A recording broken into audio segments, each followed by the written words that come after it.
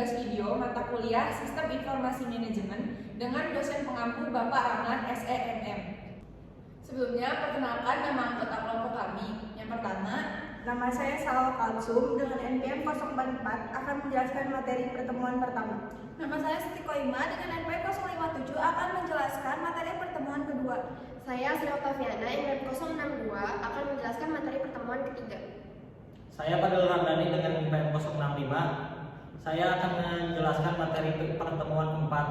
Saya Renata Mila Putri dengan NPM 070. Saya akan menjelaskan materi pertemuan kelima. Saya Eva dengan NPM 078. Saya akan menjelaskan materi pertemuan keenam. Baik, saya Salwa Kalsum di sini akan menyampaikan materi pertemuan pertama. Sistem Informasi Manajemen. Sistem Informasi Manajemen adalah suatu sistem perencanaan bagian dari pengendalian internal dalam bisnis yang meliputi dokumen, manusia, teknologi, dan prosedur dalam akuntansi manajemen. Dikutip dari buku Sistem Informasi Manajemen Sumber Daya Manusia, Sistem Informasi Manajemen adalah kumpulan dari sistem manajemen atau sistem yang menyediakan informasi yang bertujuan untuk mendukung operasional manajemen dan pengambilan keputusan dalam suatu organisasi. Lalu di sini juga ada pengertian sistem informasi manajemen menurut para ahli. Yang pertama, menurut Bodran dan Hopwood, sistem informasi manajemen adalah kumpulan perangkat keras dan perangkat lunak yang dirancang untuk mentransformasikan data dalam bentuk informasi yang berguna. Yang kedua, menurut L. James Harvey, menurut James, pengertian manajemen informasi sistem adalah prosedur logis dan rasional untuk melakukan atau merancang suatu rangkaian komponen yang berhubungan satu sama lain. Yang ketiga, menurut Azhar Susanto mendefinisikan sistem manajemen merupakan sistem sebagai kumpulan atau grup dari subsistem atau bagian atau komponen apapun baik fisik maupun non-fisik yang saling berhubungan satu sama lain dan berkenan dengan pengendalian, pengevaluasian, dan perbaikan berkelanjutan. Lalu menurut Davis, manajemen informasi sistem merupakan sebuah sistem terintegrasi yang digunakan dalam penyediaan informasi guna mendukung fungsi operasi, manajemen, dan pengambilan keputusan di sebuah organisasi. Yang kelima, menurut Mokijat, pengertian sistem informasi manajemen menurut Mokijat adalah jaringan pengolah data dari sebuah organisasi dan diperlukan untuk memberikan data yang bersifat intern maupun ekstern sebagai dasar pengambilan keputusan dalam rangkaian mencapai tujuan organisasi. Dari berbagai pengertian di atas, maka kita bisa melihat beberapa manfaat penting dari sistem informasi manajemen. Yang pertama, yaitu dapat menyediakan informasi untuk digunakan dalam perhitungan harga pokok atau HPP, jasa, dan lain sebagainya. Yang kedua, dapat menyediakan informasi yang bisa digunakan untuk mengendalikan, evaluasi, serta melakukan perbaikan yang bersifat berkelanjutan. Yang ketiga, menyediakan informasi dalam mengambil serangkaian keputusan yang penting bagi perusahaan. Lalu di sini juga ada fungsi sistem informasi manajemen. Yang pertama, dapat memudahkan bagian manajemen melakukan perencanaan, pengawasan, serta pengarahan kerja bagi semua departemen yang dikoordinat. Yang kedua, dapat meningkatkan efektivitas dan efisiensi pengolahan data. Karakter data adalah dalam sistem informasi suatu manajemen, data yang telah tersaji serta akurat dan bersifat real time. Yang ketiga, dapat meminimalisasi biaya dan meningkatkan produktivitas suatu perusahaan atau organisasi. Yang keempat, sebagai sarana peningkatan sumber daya manusia, karena dalam pelaksanaannya diperlukan unit kerja yang terstruktur dan terkoordinir yang berbasis teknologi. Lalu di sini juga ada para sistem informasi manajemen. Yang pertama yaitu dibuat dengan perencanaan yang matang, memberikan banyak sudut pandang secara menyeluruh dari dinamika dan struktur organisasi. Yang kedua, bekerja dalam sistem yang lengkap dan komprehensif, yang aman, serta mencakup semua interkoneksi serta subsistem dalam sebuah organisasi. Yang ketiga, dilakukan dengan cara top up, yaitu sebagai suatu cara untuk mengambil keputusan, dan manajemen harus aktif dalam hal mengambil bagian serta memberikan arahan yang selaras dalam pengembangan sistem informasi manajemen. Yang keempat yaitu membuat suatu perakiraan dan menghasilkan sistem informasi yang canggih sehingga memiliki keunggulan yang kompetitif. Yang terakhir, bisa menciptakan suatu hubungan antara subsistem dalam organisasi sehingga proses pengambilan keputusan dapat diambil secara tepat berdasarkan pandangan yang terintegrasi. Lalu di sini juga ada manfaat lain dari sistem informasi manajemen. Yang pertama yaitu dapat meningkatkan akurasi data. Data merupakan sumber yang penting sebagai pengambilan keputusan. Data yang akurat sangat dibutuhkan dalam sebuah bisnis karena data ini adalah alat yang akan berhubungan dengan keputusan strategis. Melalui sistem informasi manajemen, data akan masuk kemudian diolah secara otomatis sehingga membantu tugas tim manajemen lebih efektif dan efisien. Apalagi dengan data yang sudah sistematis, akan lebih memudahkan pihak manajemen dalam mengelola data secara real time. Lalu manfaat yang kedua yaitu mempermudah koordinasi. Sistem informasi manajemen menyediakan layanan informasi yang dapat digunakan sebagai dasar perencanaan, pengarahan, dan pengawasan tim manajemen. Dari data informasi yang dihasilkan, selanjutnya data digunakan oleh divisi lain yang membutuhkan data tersebut. Lalu pertukaran data antar divisi satu dengan divisi yang lain mampu membentuk hubungan yang sehat di suatu perusahaan. Tidak hanya itu, sistem informasi manajemen juga dapat membantu dalam pendelegasian tugas kepada pihak lain dengan mudah. Koordinasi dengan adanya sistem dilakukan dengan cepat tanpa harus bertemu langsung. Lalu yang manfaat yang ketiga dapat meningkatkan kualitas sumber daya manusia. Ketika data informasi telah terkumpul dan diolah secara akurat, tentu hal ini akan mempengaruhi kualitas sumber daya manusia. Karena mau tidak mau, sumber daya manusia yang menggunakan sistem ini harus paham teknologi. Dengan sumber daya manusia yang berkualitas akan berpengaruh terhadap perkembangan bisnis perusahaan di masa yang akan datang. Sistem informasi manajemen atau disingkat SIM terdiri dari beberapa komponen yang saling terkait dan mendukung, seperti input, proses, output, database, hardware, software, dan personil.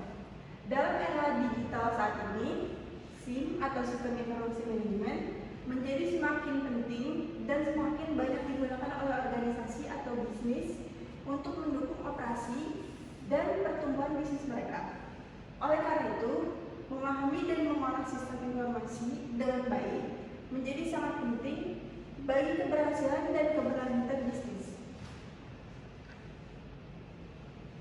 Sekian penyampaian materi pertemuan pertama dari saya. Oke, selanjutnya saya Siti Koima akan menerangkan materi kedua tentang sistem informasi manajemen. Di sini ada sistem, yaitu sistem adalah sekumpul unsur atau elemen yang saling berkaitan dan saling mempengaruhi dalam melakukan kegiatan bersama untuk mencapai suatu tujuan. Semua sistem meliputi 3 elemen utama. Yang pertama input, transformasi, dan output. Selanjutnya ada subsistem. Subsistem adalah sistem di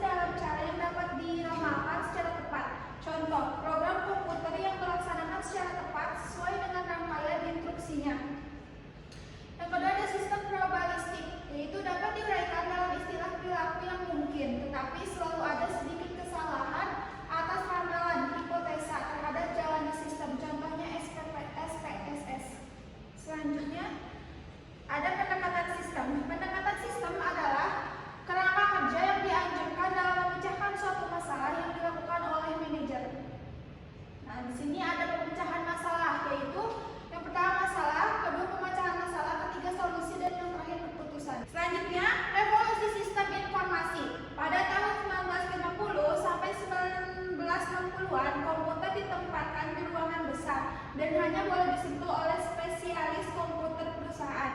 Sekarang, otomatisasi kantor telah berkembang dengan aplikasi seperti telekonferensi, voicemail, email, dan lain-lain.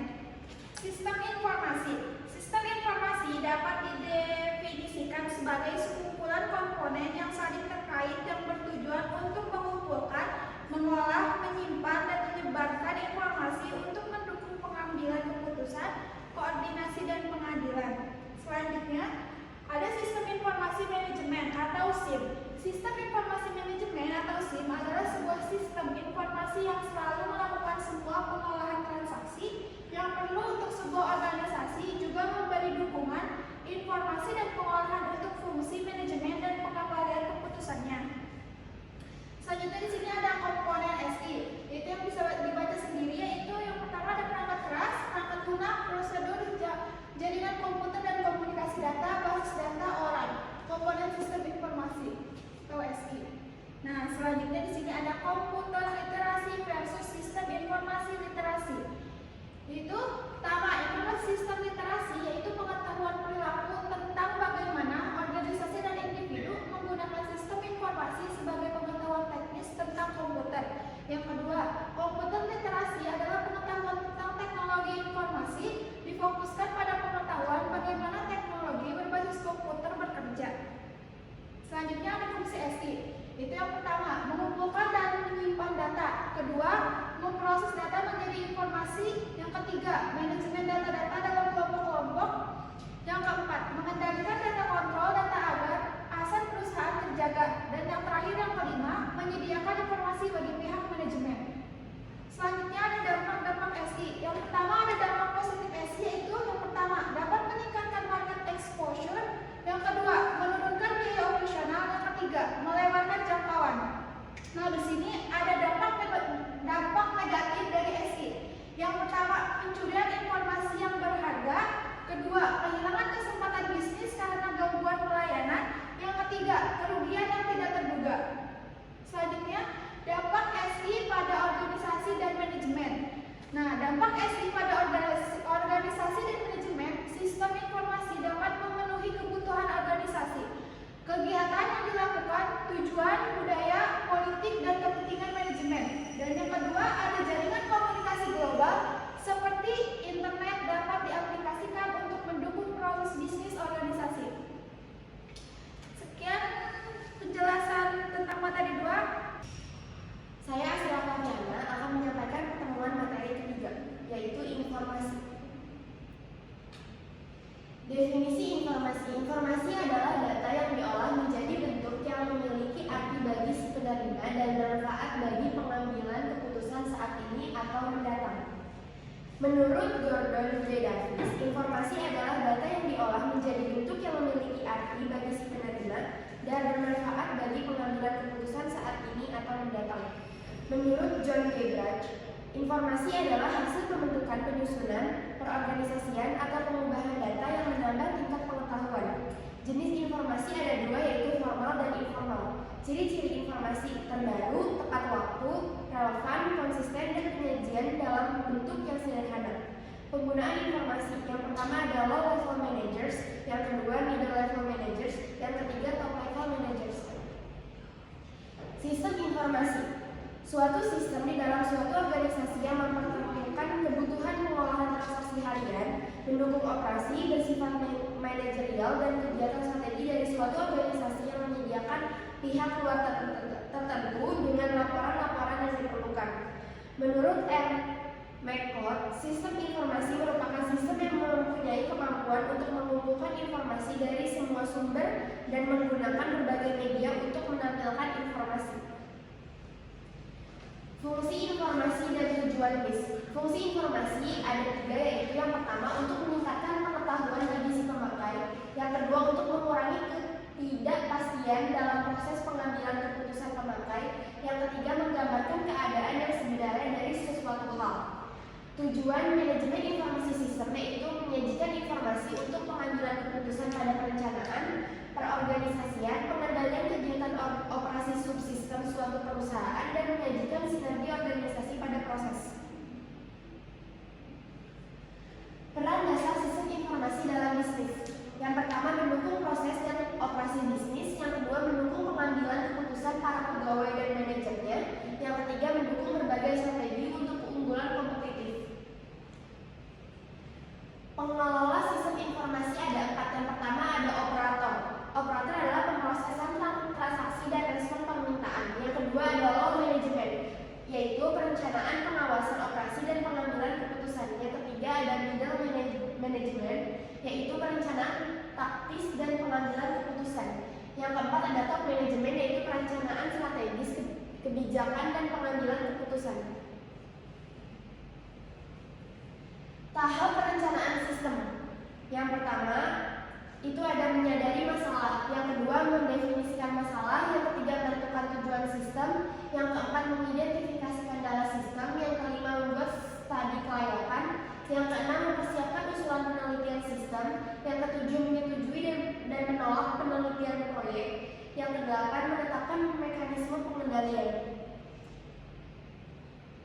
Tahap analisis sistem. Yang pertama mengumumkan penelitian sistem, yang kedua mengorganisasi tim proyek, yang ketiga mendefinisikan kebutuhan informasi, yang keempat mendefinisikan kriteria kinerja sistem, yang kelima menyiapkan usulan rancangan, yang keenam menyetujui atau menolak rancangan proyek.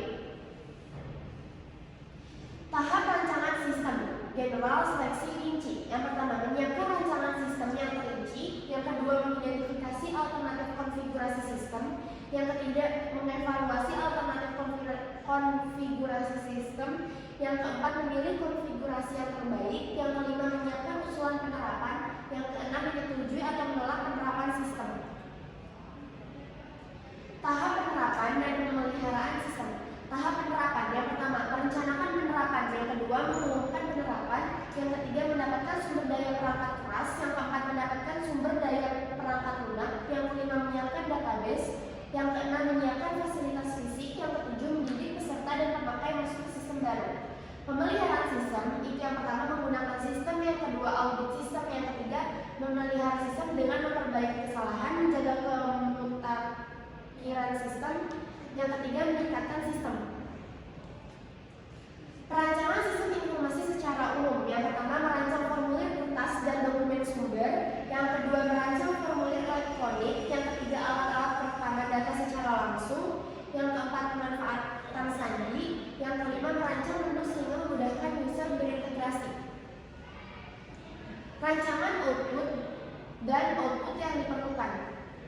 Rancangan output merancang informasi yang berguna dan berkualitas, laporan untuk berbagai tingkat manajemen, laporan perbandingan, laporan pemantauan penyimpanan, merancang tampilan layar, tampilan tabel, dan grafik yang membantu pendalaman pemahaman, menampilkan tabel dan matriks.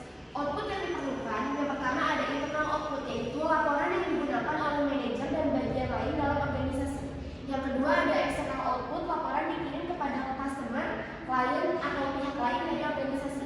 Yang ketiga ada turnaround dokumen, yaitu output komputer yang melayani input bagi aktivitas berikutnya. Jenis-jenis laporan untuk berbagai tingkatan manajemen. Yang pertama laporan saringan, yang kedua laporan pertanggungjawaban, yang ketiga laporan perbandingan. Itu dibagi menjadi 3, yaitu laporan dengan format horizontal, laporan dengan format vertikal, laporan counterbalance.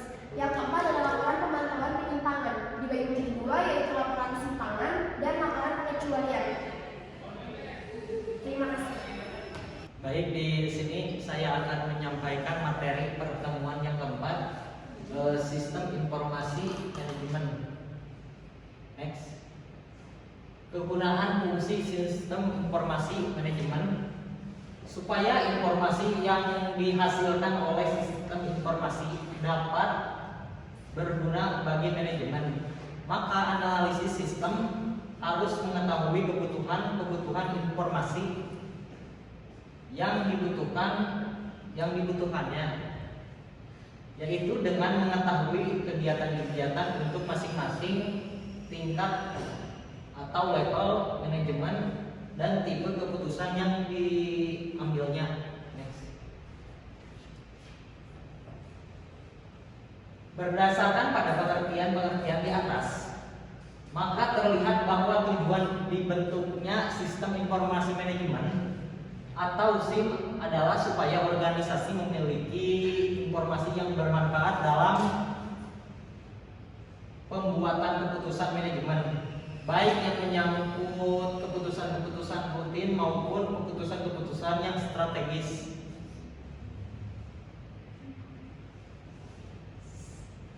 Sehingga SIM adalah suatu sistem yang menyediakan kepada pengelola organisasi data maupun informasi yang berkaitan dengan pelaksanaan tugas-tugas organisasi. Beberapa kegunaan fungsi sistem informasi antara lain adalah sebagai berikut. Yang pertama, meningkatkan aksesibilitas data yang terjadi secara tepat waktu dan akurat bagi para pemakai tanpa mengharuskan adanya perantara sistem informasi. Yang kedua, menjamin tersedianya kualitas dan keterampilan dalam memanfaatkan sistem informasi secara kritis. Yang ketiga, mengembangkan proses perencanaan yang efektif. Yang keempat, mengidentifikasi kebutuhan akan keterampilan mendukung sistem informasi. Yang kelima, menetapkan investasi yang akan diarahkan pada sistem informasi. Yang keenam, mengantisipasi dan memahami konsekuensi ekonomis dan sistem informasi dan teknologi baru. Yang ketujuh, memperbaiki produktivitas dalam aplikasi pengembangan dan pemeliharaan sistem. Yang kedelapan, organisasi menggunakan sistem informasi untuk mengolah transaksi-transaksi, mengurangi biaya dan menghasilkan pendapatan sebagai salah satu produk atau pelayanan mereka. Yang kesembilan, bank menggunakan sistem informasi untuk mengolah cek-cek nasabah dan membuat berbagai laporan, rekening, koran, dan transaksi yang terjadi. Yang kesepuluh, perusahaan menggunakan sistem informasi untuk mempertahankan persediaan pada tingkat paling rendah agar konsisten dengan jenis barang yang tersedia. Yang ke-11, SIM untuk pendukung pengambilan keputusan. Sebuah sistem keputusan yaitu dari sistem dengan mana keputusan diambil dapat terhadap atau terbuka. Sebuah sistem keputusan tertutup menganggap bahwa keputusan dipisah dari masukan yang tidak diketahui dari lingkungan. Dalam sistem ini, pengambilan keputusan dianggap A. mengetahui semua perangkat alternatif dan semua akibat atau hasilnya masing-masing. B. memiliki metode atau aturan hubungan dan sebagainya yang memungkinkan dia membuat urutan kepentingan semua alternatif. C. memilih alternatif yang memaksimalkan suatu, misalnya laba, volume, penjualan, atau kegunaan.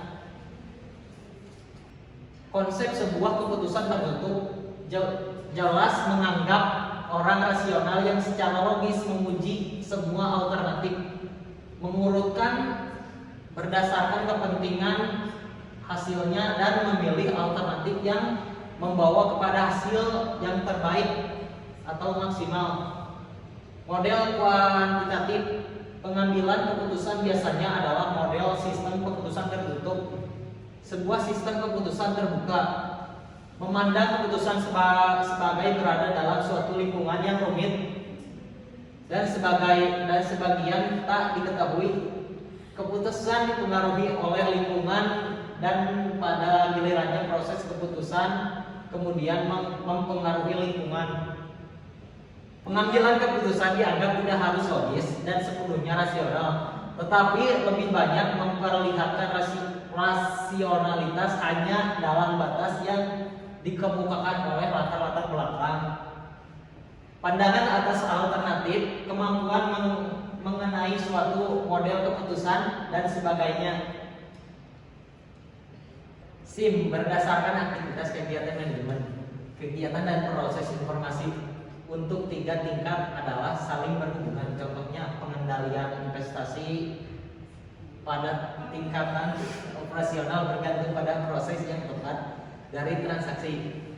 Pada tingkat dari pengendalian manajemen, pembuatan keputusan tentang keamanan persediaan dan frekuensi memesan lagi bergantung pada pembulatan ringkasan dari hasil operasi-operasi pada tingkat strategi.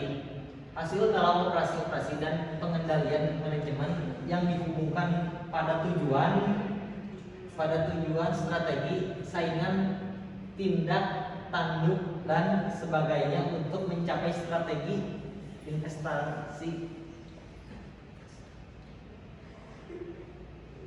SIM berdasarkan fungsi organisasi. Sistem informasi dapat dianggap sebagai suatu federasi subsistem yang didasarkan atas fungsi yang dilaksanakan dalam suatu organisasi. Masing-masing subsistem membutuhkan aplikasi-aplikasi yang untuk membentuk semua proses informasi yang berhubungan dengan fungsinya.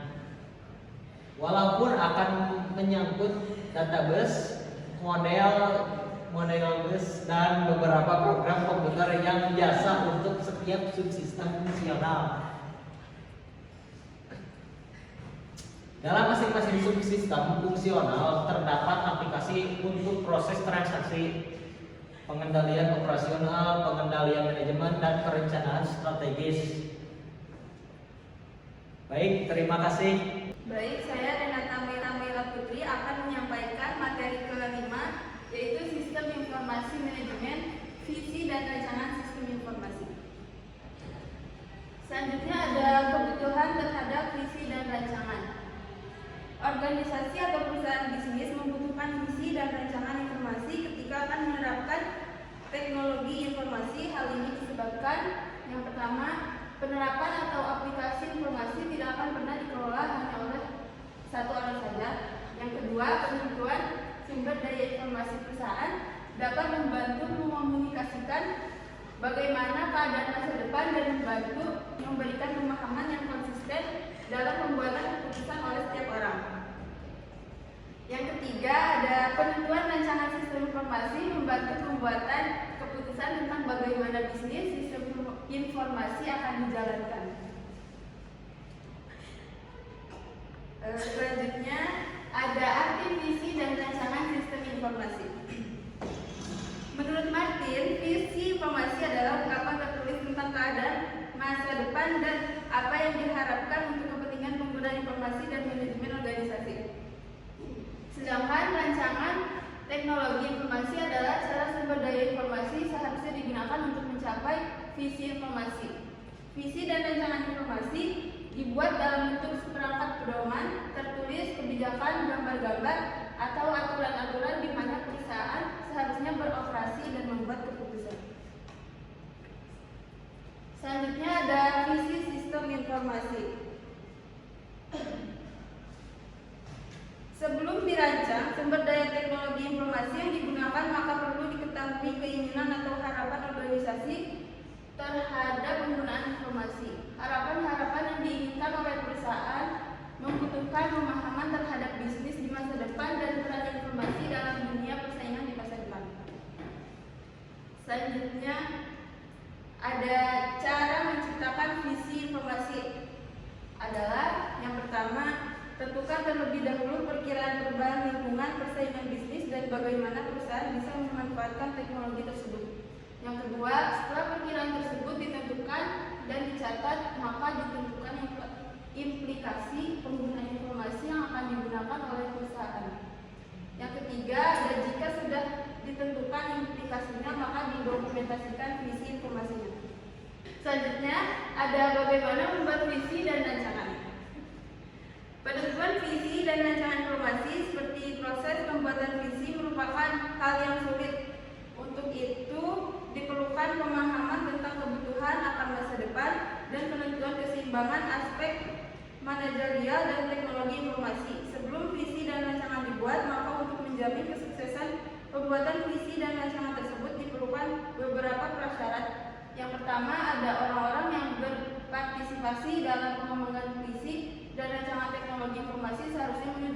berbagai latar belakang posisi, mulai dari manajemen puncak hingga bagian sistem informasi.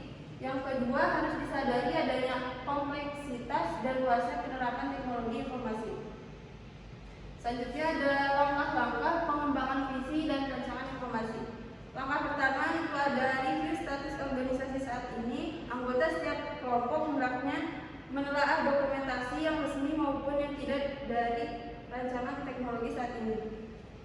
Langkah kedua, analisa arah strategi perusahaan, visi strategi dari bisnis secara strategi organisasi.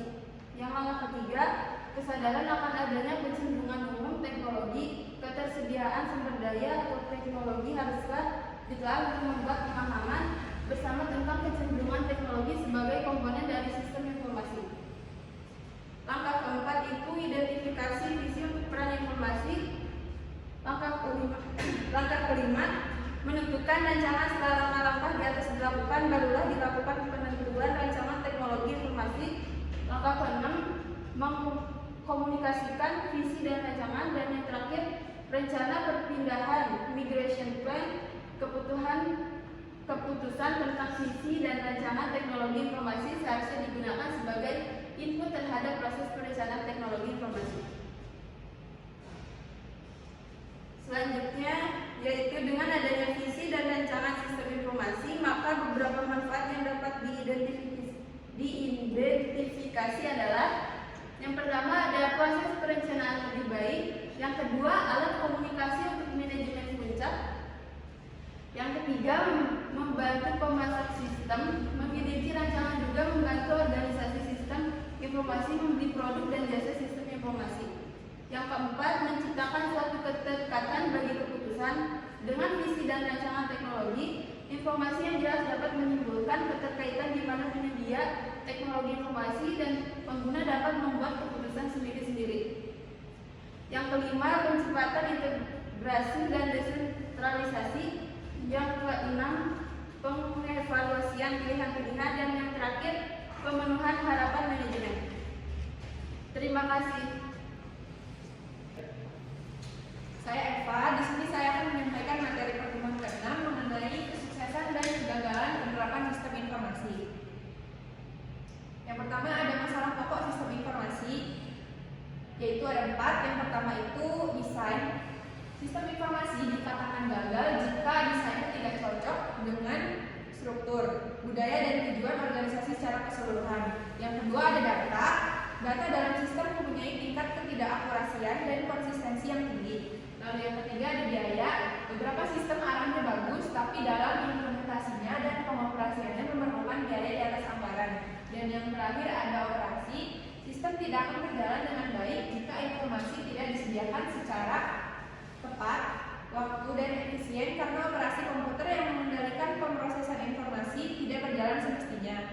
Di sini ada cara mengukur kesuksesan sistem. Yang pertama itu ada sistem tersebut tingkat penggunaannya relatif tinggi atau high levels of system use yang diukur melalui polling terhadap pengguna, pemanfaatan kuesioner atau memonitor parameter serta volume transaksi online. Yang kedua, kepuasan para pengguna terhadap sistem atau user satisfaction with the system yang diukur melalui kuesioner atau interview. Lalu yang ketiga, sikap yang menguntungkan atau favorable attitude para pengguna terhadap sistem informasi dan staf dari sistem informasi.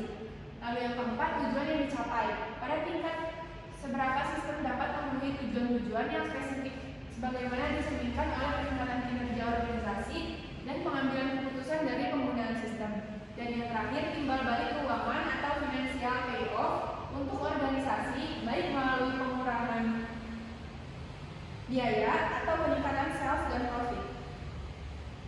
Lalu di sini ada tindakan-tindakan dan indikator kesuksesan implementasi sistem. Yang pertama ada dukungan dana dari dalam, lalu yang kedua penyusunan organisasi baru, yang ketiga ketersediaan dan perbaikan yang terus-menerus, dan yang keempat klasifikasi personil yang baru, yang kelima update sistem secara rutin, dan yang terakhir promosi orang-orang kunci.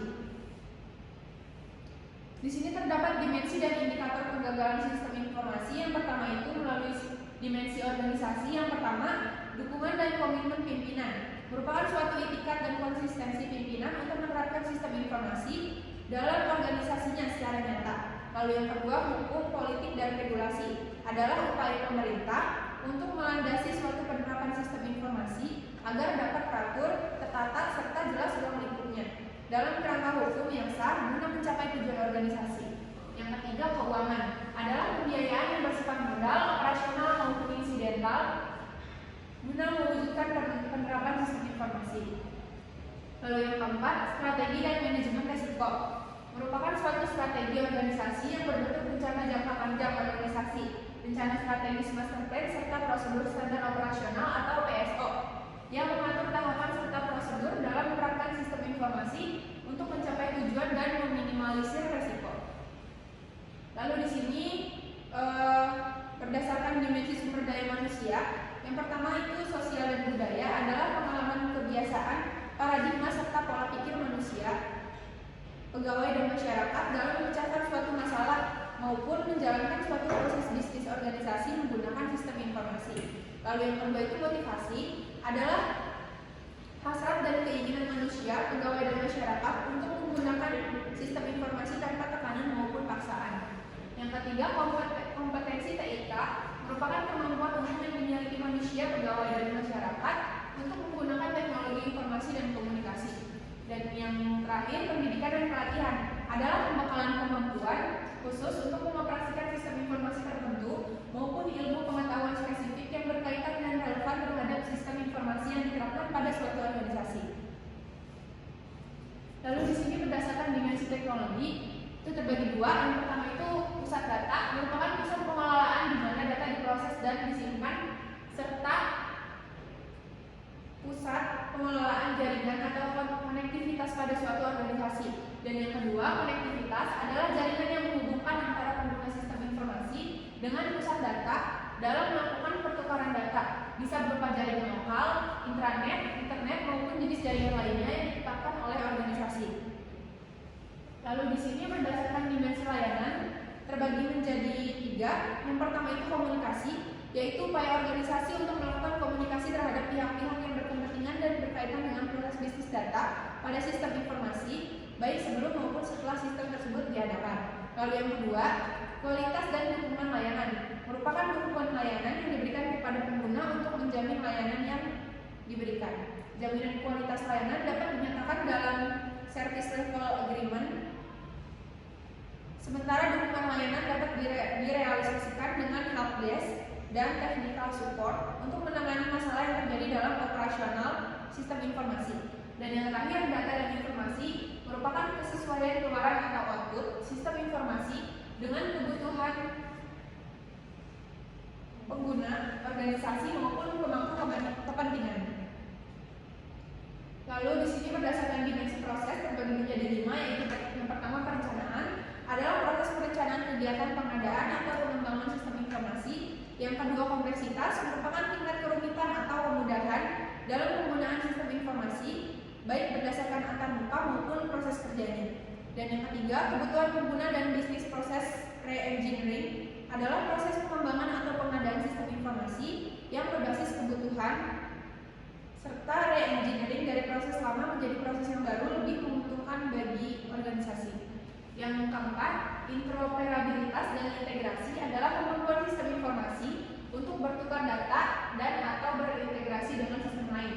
Dan yang terakhir itu manajemen proyek adalah kemampuan organisasi dalam melakukan manajemen dalam proses pengayaan sistem informasi.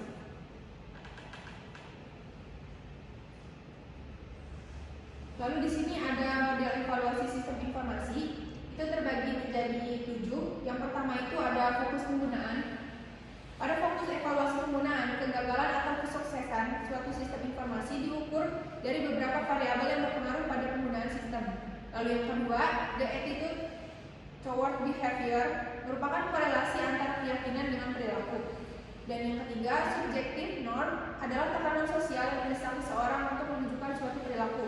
Yang keempat, teknologi acceptance model atau TAM adalah suatu model yang dikembangkan dari TRA dan banyak digunakan oleh peneliti maupun praktisi untuk melakukan evaluasi sistem informasi dengan perspektif penerimaan pengguna. Lalu yang kelima itu ada perceive usefulness, yaitu level di mana manusia memiliki kepercayaan terhadap sistem informasi, di mana sistem tersebut mampu meningkatkan kinerja. Lalu yang keenam, perceived ease of use, merupakan level di mana manusia memiliki kepercayaan bahwa dengan menggunakan sistem informasi akan memudahkannya. Dan yang terakhir, intention to use, adalah kecenderungan manusia untuk menggunakan sistem informasi. Sekian, terima kasih.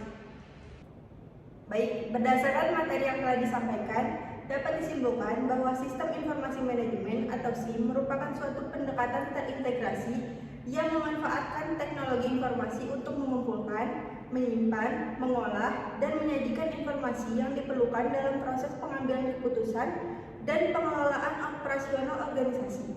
SIM tidak hanya membantu dalam pengambilan keputusan strategis, tetapi juga memperbaiki proses operasional dengan mengotomatisasikan tugas-tugas rutin dan meningkatkan aksesibilitas informasi. Dengan implementasi yang tepat, SIM memungkinkan perusahaan untuk meningkatkan efisiensi, produktivitas, dan daya saingnya dengan mengoptimalkan penggunaan data dan informasi untuk kepentingan bisnis. Baik, mungkin cukup sekian yang dapat kelompok kami sampaikan. Kurang dan lebihnya mohon maaf. Wassalamualaikum warahmatullahi wabarakatuh.